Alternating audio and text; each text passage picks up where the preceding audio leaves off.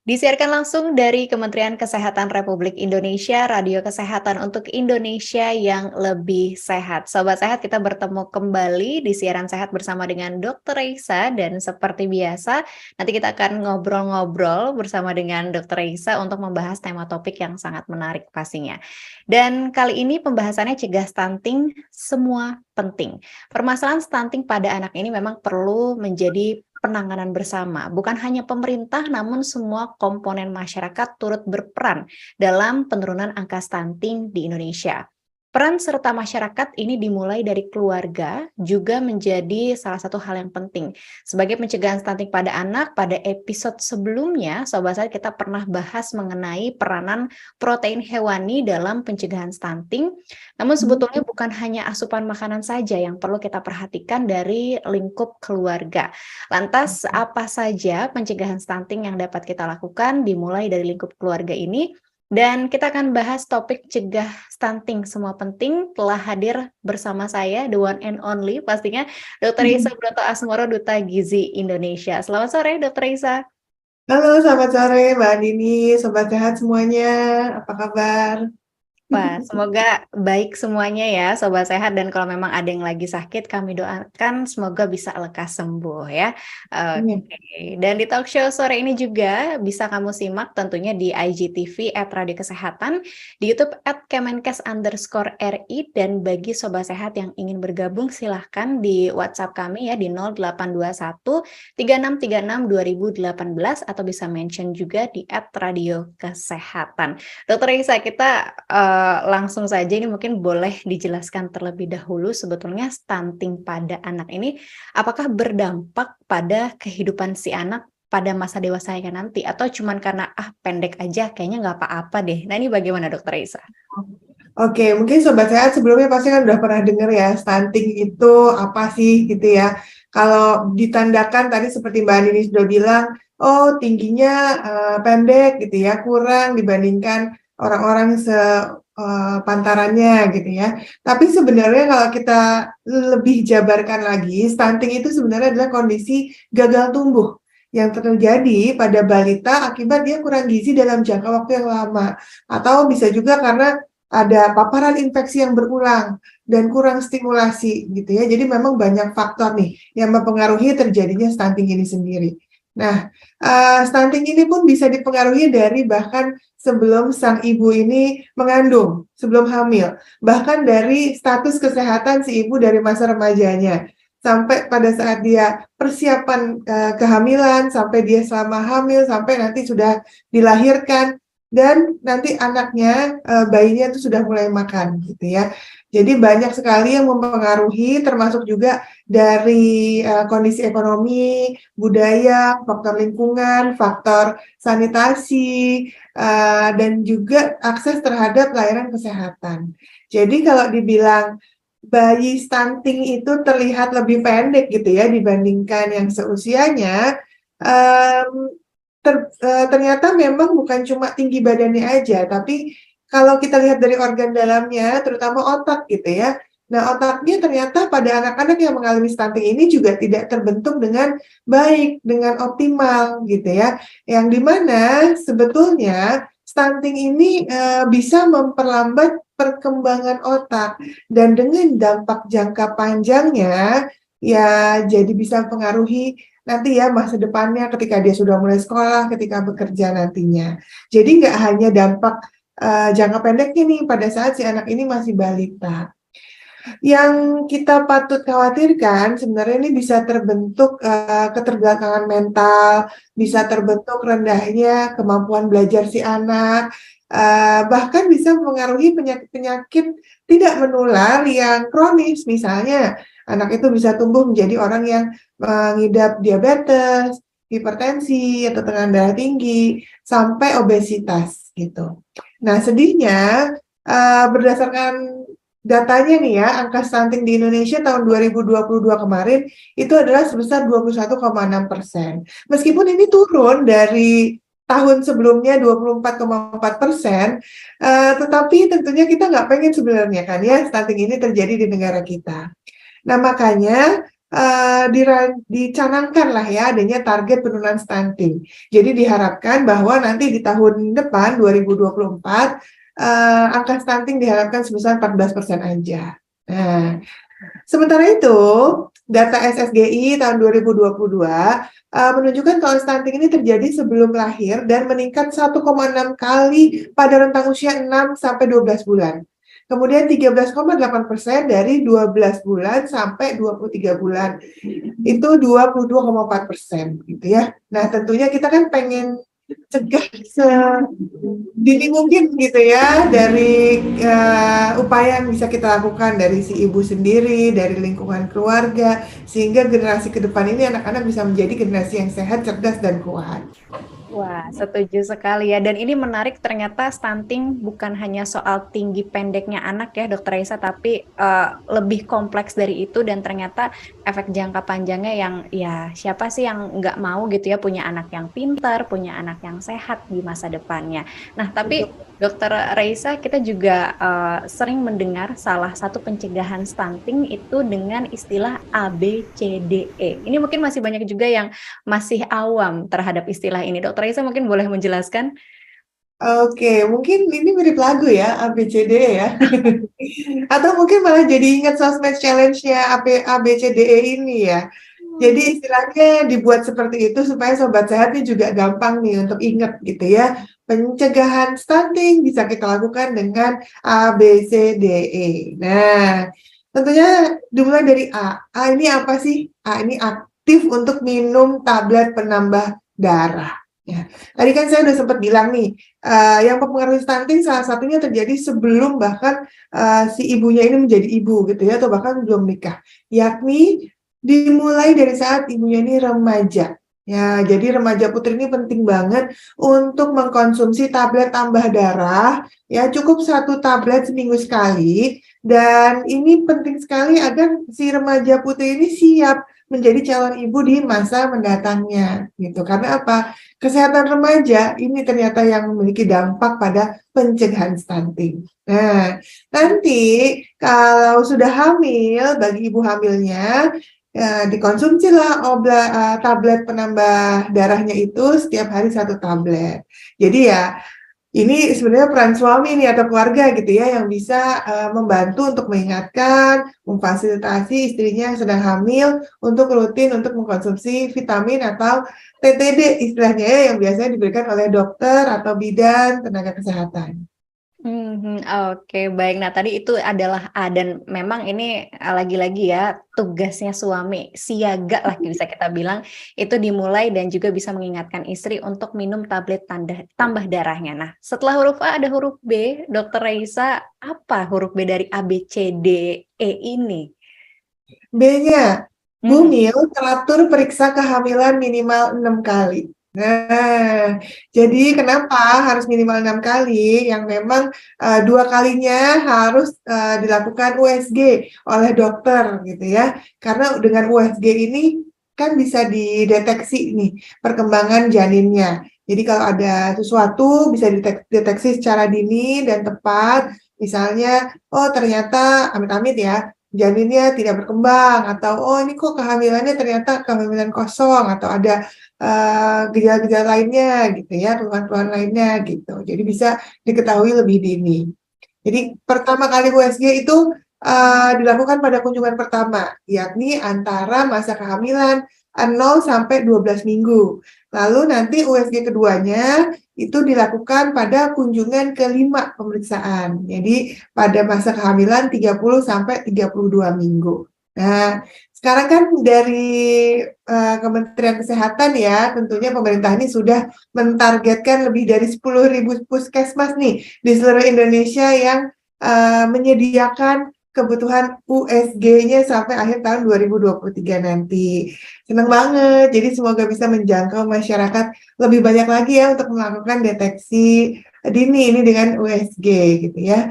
Kemudian juga ada target ya 300.000 lebih antropometri yang tersedia di 300.000 lebih posyandu juga gitu ya. Di mana tahun 2022 kemarin kan perkembangannya juga lumayan ya, karena sudah sekitar 6.000 atau 58% lah dari puskesmas yang sudah ada USG-nya nih untuk memeriksa ibu hamil. Nah, sisanya dikejar supaya sampai nih ke target di akhir tahun 2023 ini. Jadi semoga dengan ini bisa menurunkan angka kematian ibu dan mencegah stunting nih di Indonesia ya. Oke, baik. Dan ini kayaknya lagi-lagi peran suami siaga jadi hal yang penting juga ya, Dokter Risa. Betul. Kalau bisa ini Untuk dalam nganterin ya, untuk nemenin. betul sekali. Ini bahkan 6 kali secara rutin. Tapi kan mungkin ada beberapa ibu hamil yang mungkin membutuhkan pemeriksaan lebih lagi. Nah, ini para suaminya harus lebih sigap untuk tadi benar nganterin atau mungkin ngingetin nih kayaknya kamu hari ini harus cek kehamilan lagi deh gitu ya. Wah, Oke. mungkin periksa berdua gitu kan seneng ya ngelihat bayinya seperti apa, ngikutin perkembangannya gitu kan ya. Betul, betul sekali. Nah, tadi A itu adalah aktif minum tablet tambah darah, B-nya bumil teratur periksa kehamilan. Masih ada 3 huruf lagi, Dokter Risa. Yang C-nya kira-kira, ini saya mau tanya dulu deh sama Sobat Sehat ya. Ada yang bisa tebak mungkin C-nya apa? Apakah C-nya cantik gitu ya, menggambarkan Dokter Risa? Atau mungkin juga C-nya cemilan atau apa? Silahkan. Nah, tapi ini jawaban benarnya deh, Dokter Risa. C-nya apa? C-nya itu adalah cukup konsumsi protein hewani. Nah, kita sempat bahas juga nih ya beberapa waktu yang lalu. Memang penting sekali, terutama untuk bayi di atas 6 bulan yang sudah diberikan MPASI, makanan pendamping ASI, ini benar-benar harus diberikan protein hewani. Nah, protein hewani kan orang kalau mikir, waduh, langsung daging gitu ya, kayaknya daging sapi, daging kambing mahal nih gitu kan. Sebenarnya nggak perlu mahal juga, kan banyak ya macam-macam ya. Bisa dari telur, bisa dari ikan air tawar, ikan air laut, yang mana deh yang beragam lah ya, pokoknya di sekitar kita yang lebih dekat, lebih terjangkau. Belut pun bisa gitu kan. Dan memang pengolahannya kan juga macam-macam tuh. Nggak harus telur digoreng doang, telur rebus doang gitu kan. Dia bisa macam-macam bervariasi supaya anak itu nggak bosen gitu. Jadi memang penting sekali untuk memberikan protein hewani ini agar si anak ini bisa bertumbuh dan berkembang secara optimal. Oke, baik. Ini mungkin PR buat teman-teman yang nggak suka makan ikan, Dokter Reisa ya. Kayaknya banyak ya di antara mereka yang susah makan ikan, tapi ingat loh manfaatnya itu luar biasa banget dari si Ya. ikan ini ya. Nah, ikan tuh enak loh, asal bener-bener masaknya tuh bumbunya enak gitu. Nggak usah Betul. kan Indonesia nih kayak akan rempah-rempah ya kan? Betul sekali. Atau kalau misal lagi belajar masak mungkin bisa ngintip-ngintip dari YouTube lah, Sobat Sehat ya, nggak ada salahnya kok. Nah, ABCD tinggal 2 huruf lagi Dokter Raisa, tapi ini saya udah dapet sedikit contekan terkait dari ABCD ini, D-nya itu adalah datang ke posyandu. Tapi ini benar gak sih Dokter Raisa, kenapa datang ke posyandu ini jadi faktor penting dalam pencegahan stunting, Dokter? Betul, jadi D-nya adalah untuk datang ke posyandu setiap bulan. Jadi ini penting sekali ya, karena dengan kita rutin datang ke posyandu, kita tuh dapat melakukan pemantauan pertumbuhan dan perkembangan anak. Ya, selain itu kita juga dapat mendapatkan apa dong? Imunisasi tentunya ya. Balita ini diberikan setiap bulannya atau sesuai dengan jadwalnya di posyandu. Dan karena tumbuh dan kembang itu berbeda dan keduanya sama-sama penting untuk kita perhatikan, karena kalau dari pertumbuhan kita bisa pantaunya kan dari berat badan, tinggi badan, lingkar kepala, lingkar lengan gitu ya.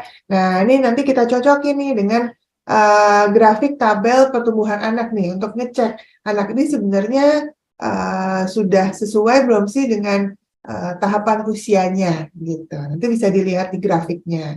Nah, sementara kalau tumbuh dan kembang, nah berkembangnya sendiri ini adalah kita melihat memantau si anak ini apakah sudah bisa misalnya merangkak, udah bisa duduk kah, udah bisa berceloteh apa, bisa merespon seperti apa, apakah sudah bisa berdiri tegak, berjalan, melompat gitu ya, ataukah tahapan-tahapan ini sesuai dengan usianya ya.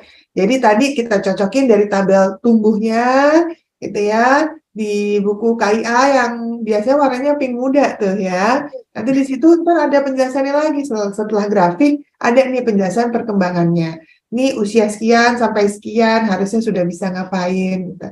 Nah, tentunya di posyandu itu semua bisa dipantau oleh tenaga kesehatan.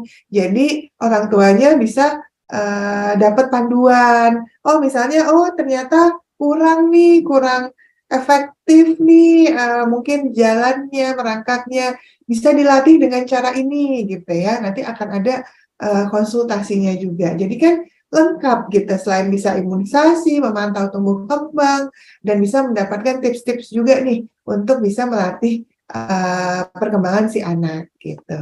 Nah, apalagi sekarang kan alhamdulillah kondisi pandemi juga sudah baik gini ya, sehingga ya buat semua yang kemarin sempat takut mungkin ya membawa anak-anaknya ke fasilitas pelayanan kesehatan atau posyandu bisa segera datang. Kemudian yang kemarin sempat mungkin imunisasinya terlewat gitu ya, buruan deh langsung dikejar lagi. Jadi ini jadikan momentum yang baik untuk bisa kembali lagi menjaga dan mengawasi tumbuh kembang anak dengan baik.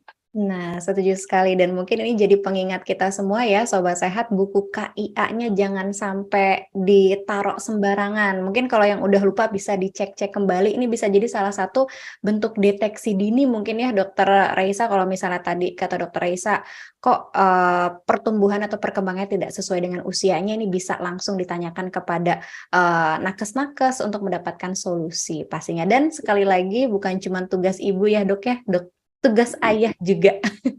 Tugas saya juga, karena anak itu hasil dari keduanya. Betul sekali. Oke, Dokter Isa, kita sudah punya pertanyaan ini dari Sobat Sehat semuanya. Coba saya bacakan. Ini ada tanggapan dari @aulia1788. Suami saya kadang malah yang mengingatkan kalau ada jadwal posyandu di sekitar rumah. Wah, seru nih, Dokter Raisa. Mungkin boleh diberikan tanggapan terlebih dahulu. Wah, ini dia tadi ya, baru kita omongin tadi ya, Mbak ini ya, salah satu contoh suami siaga nih. Nah, ini benar banget ya. Jadi bisa menjadi contoh untuk semua supaya bisa saling melengkapi dan saling mendukung dan bisa apa ya, tanggung jawab tuh dipikul bersama gitu dalam keluarga. Jadi jangan cuma semuanya tanggung jawab ibu nih si anak, tapi si ayah juga harus ikut serta nih ambil andil dalam tumbuh kembang si anak ini. Oke baik, ini jempol 2 kalau bisa 4 deh buat Mbak Aulia ya dan juga sang suami dan juga bisa jadi motivasi untuk para ayah-ayah lainnya. Tapi Dokter Isa, bagaimana dengan pencegahan stunting huruf yang terakhir ini, huruf E? Itu belum kita Baik. bahas sebagai pencegahan yang bisa dilakukan, dari lingkup keluarga. Dokter Isa silakan. Oke. Nah, sebelum tadi aku ngejawab yang E tadi ya, E-nya apa kira-kira? Mungkin bisa ditebak dulu nih ya. Iya betul. Tapi aku mau nambahin dulu bahwa ternyata memang kerjasama semua pihak itu penting. Karena mulai dari pencegahan A, B, C, D tadi ternyata semuanya kan ada andil dari ini ya, ayahnya ya, atau sang suami gitu ya. Begitupun dengan si E ini. E adalah eksklusif ASI 6 bulan. Nah, jadi bayi ini kan memang sebaiknya diberikan ASI eksklusif minimal 6 bulan pertama sebelum dia ditambahkan MPASI gitu ya, makanan pendampingnya. Nah, kadang-kadang ibu ini kan kalau lagi menyusui ini adalah tantangan tersendiri ya. Namanya adalah pejuang ASI gitu, karena memang butuh perjuangan lah untuk memberikan ASI kepada sang buah hati gitu. Jadi ya sangat butuh support juga dari pasangan. Apalagi kalau ibunya ini kan selain merawat anaknya harus ASI juga energinya apa ya bisa terkuras gitu ya. Apalagi kan bergadang-bergadang, butuh istirahat, kadang-kadang stres apalagi ibu-ibu baru tuh ya. Sehingga dukungan pasangan, dukungan keluarga ini sangat-sangat penting ya. Terutama mungkin kalau ketika malam-malam tuh ya, terbangun tengah malam lagi nyusuin, terus mungkin bisa gantian habis nyusu suaminya gendong sampai bayinya bisa tidur gitu kan ya, supaya istrinya juga punya waktu untuk tidur gitu ya. Dan yang nggak kalah penting adalah dukungan keluarga. Jadi ketika anaknya nangis, terus dipikir ASINya kurang, jangan buru-buru dikasih makanan. Nah biasanya pihak keluarga wah itu nangis terus mungkin karena lapar kali, padahal usianya baru 2-3 bulan. Nah, kan belum boleh tuh. Nah, ini dukungan keluarga untuk agar sukses menyusui ibunya juga harus benar-benar diperhatikan ya. Kemudian juga termasuk tempat kerjanya. Jadi ini apalagi kalau ibu bekerja gitu ya, tentunya pihak yang menyediakan tempat kerjanya ini harus memberikan fasilitas ruang perah ya. Ini adalah fasilitas yang sekarang diwajibkan gitu ya di hampir semua kantor untuk menyediakan ruang untuk bisa menyediakan ASI perah yang nantinya untuk disimpan. Jadi selain ruangan biasanya akan ada tempat penyimpanan atau kulkasnya gitu ya. Jadi ketika ibu nanti selesai bekerja pulang bisa bawa pulang oleh-oleh ASI nih untuk bayinya gitu. Wah, ini luar biasa. Mungkin juga harus diperiksa nih, Sobat Sehat ya, apakah tempat bekerja kamu sudah menyediakan fasilitas tersebut. Tapi Dokter Raisa benar nggak sih kalau ini seputaran ASI ya, saya jadi penasaran gitu. Apa tuh? Seorang ibu atau perempuan yang stres itu bisa mempengaruhi si ASI-nya tuh jadi susah keluar. Itu benar nggak sih Dokter Raisa? Betul, betul banget. Karena kan kalau stres itu kan ada hormon yang keluar ya, yang akhirnya bisa mensupres produksi ASI-nya. Makanya nggak boleh stres. Biasanya justru harus dibikin happy. Karena kalau hormon happy-nya yang keluar, nanti makin banyak malah makin terus produksi ASI-nya. Jadi ya harus didukung supaya jangan sampai stres ibunya tuh. Oke, wah ini jadi PR ya. Bukan cuma buat suami tapi juga tadi balik lagi keluarga besar juga harus turut andil dalam mendukung hal tersebut ya. Tapi Dokter Raisa kita sudah hampir di penutup, hampir di ujung acara begitu ya. Mungkin apakah ada penutup perjumpaan kita, ada pesan sehat yang ingin disampaikan kepada pendengar semuanya, Dokter Raisa silakan. Oke, sobat sehat semuanya, memang stunting ini sesuatu yang sangat kompleks ya, tapi dapat dicegah kok jika kita memulainya sejak dini. Tentunya butuh kerjasama semua pihak ya, mulai dari masyarakat, pemerintahnya juga, lintas sektor lah ya, untuk bisa menurunkan stunting di Indonesia ini. Nah, tentunya kita sebagai masyarakat sendiri juga harus memperhatikan lagi bagaimana mencegah ini, stunting ini terjadi mulai dari keluarga. Jadi hal-hal kecil mulai dari tablet penambah darah dari masa remaja. Jadi yang punya anak remaja mulai sekarang ya remaja putri rutinkan tablet penambah darahnya. Kemudian bagi yang sudah berkeluarga dan sudah mempersiapkan diri untuk punya momongan, ya support dari pasangan ini penting sekali untuk bisa mencegah stunting itu tadi. Ya dari mulai mengkonsumsi vitaminnya, kemudian makanannya yang bergizi, terutama mengandung protein hewani, belajar pengasuhan, belajar teknik menyusui yang baik, kemudian juga belajar untuk memberikan dukungan gitu ya kepada sang istri untuk bisa melalui itu semua dan juga bahkan sampai mempersiapkan sanitasi yang baik di rumah nantinya. Jadi memang A, B, C, D, E ini adalah pencegahan stunting yang semuanya penting untuk dilakukan. Jadi harus dilalui. Semoga target penurunan stunting bisa benar-benar tercapai nantinya dan Indonesia bisa bebas stunting, generasi anak-anak kita ke depannya ini menjadi tangguh dan bebas stunting pastinya. Amin. Oke, baik, luar biasa. Terima kasih Dokter Raisa. Tapi saya mau izin dulu sama Dokter Raisa. Tadi Dokter Raisa sempat mention ABCD itu kan kayak lagu atau game permainan di konten sekarang ya, Dok. Ya, ini jadi menarik untuk mungkin bisa dijadiin konten nanti next ya untuk disebutkan ABCD-nya. ABCDE-nya sesuai dengan singkatan-singkatan yang istilah tadi ya. Saya izin dulu sama Dokter Raisa karena idenya dari Dokter Raisa tadi ya. Oke, siap. Baik. Dan sobat saya sekali lagi ya, cegah stunting itu semua penting dan ini juga bukan tugas dari satu sektor atau stakeholder saja, tapi semua orang itu ikut andil terhadap pencegahan stunting ini. Dan demikianlah perbincangan seru kita di sore hari ini, Dokter Raisa. Terima kasih banyak sekali lagi sudah meluangkan waktunya di sore hari ini. Sehat selalu ya, Dok ya. Sama-sama, sehat selalu juga Mbak Nini, sobat sehat semuanya. Oke, baik. Dan itu dia Sobat Sehat ya Dokter Esa Broto Asmoro, Duta Gizi Indonesia. Dan untuk informasi kesehatan dapat kita akses di website kemkes.go.id maupun sosial media Twitter @kemenkesri di Halo Kemenkes 15567 serta tentunya di radiokesehatan.kemkes.go.id. Terima kasih untuk Sobat Sehat yang telah bergabung baik melalui Radio Kesehatan maupun melalui sosial media Instagram @kemenkes_ri dan juga @radio kesehatan. Saatnya saya Andini pamit undur diri. Salam sehat untuk kita semua. Saya pamit. Wassalamualaikum warahmatullahi wabarakatuh.